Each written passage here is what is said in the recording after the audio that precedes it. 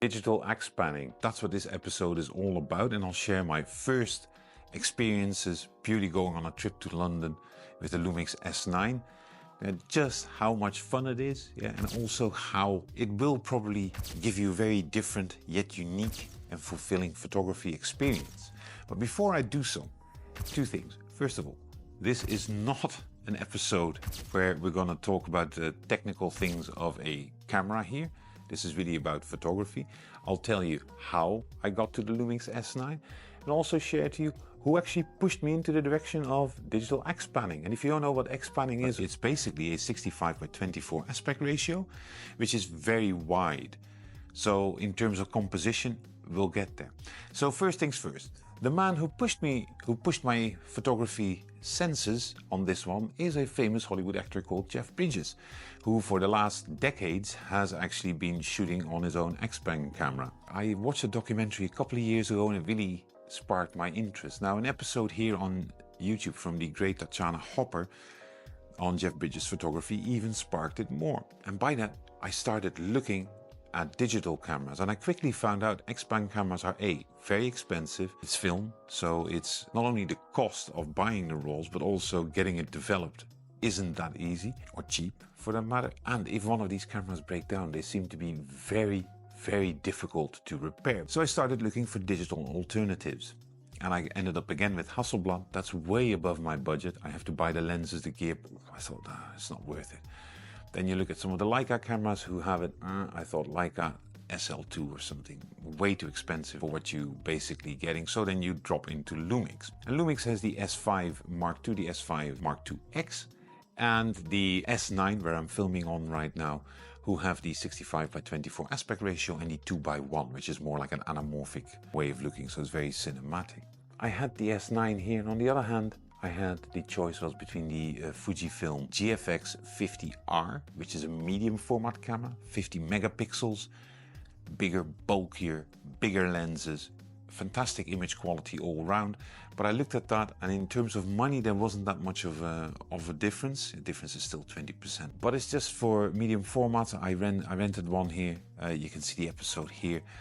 And it made me conclude is that they're great cameras, but I find them A, far more studio cameras, and B, more megapixels doesn't generally make me happy. So I went with the S9. Took it on a trip to London, and the minute I saw this aspect ratio on the sensor, two things kind of got into mind. First of all, if you're shooting like me on a 23mm Sigma here, the camera will read it, at least on the screen, as a 27mm. So it's a relatively narrow field you have, and it utilizes the sensor on the aspect ratio. That means that if you shoot JPEGs, they're going to be in this format. If you shoot RAW, you can still utilize the entire image if you want to. But anyways, here I was in London, and the first couple of shots, because the S9 doesn't have a viewfinder, you look on the screen, and the first thing I noticed, like, hold on, in terms of composition, composing, framing, this is a different experience. And I started doing it, and of course, in the beginning, hit and miss. But what I did notice, what I really liked, was the entire experience. Because, I don't like the term it slows you down. But what it does, it makes you look at a scene in a very different way. And throughout this entire sharing of experiences, you'll see loads of pictures coming by. So whether it was during daylight, whether it was during nighttime, I think it was absolutely fantastic, because you get really good framing.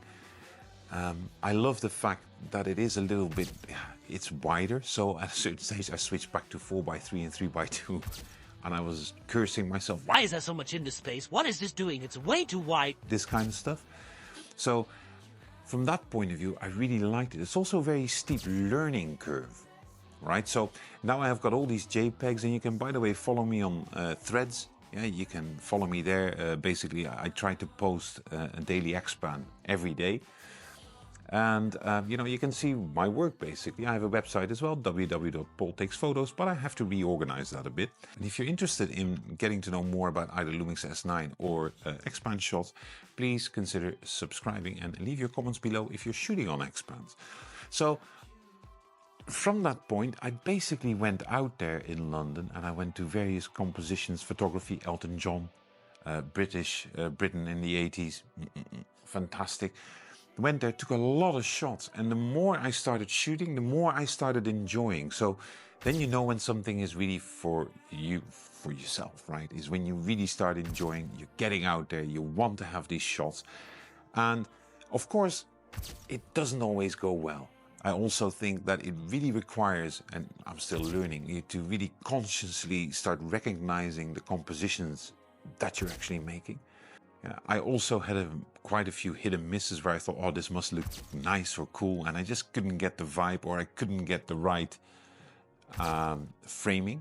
Especially when I did, for instance, with architectural buildings, because the actual frame line is so narrow, you really, like at Tate Modern, I stood there for, I think, about an hour trying to get that little composition that I wanted, and I simply couldn't pull it off.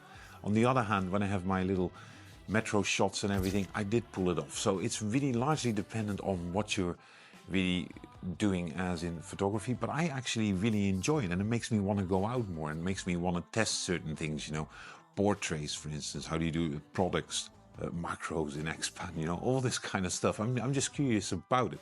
And I've only shot here on the 23mm. I'm filming this on the 50mm, so I'm going to test that out as well.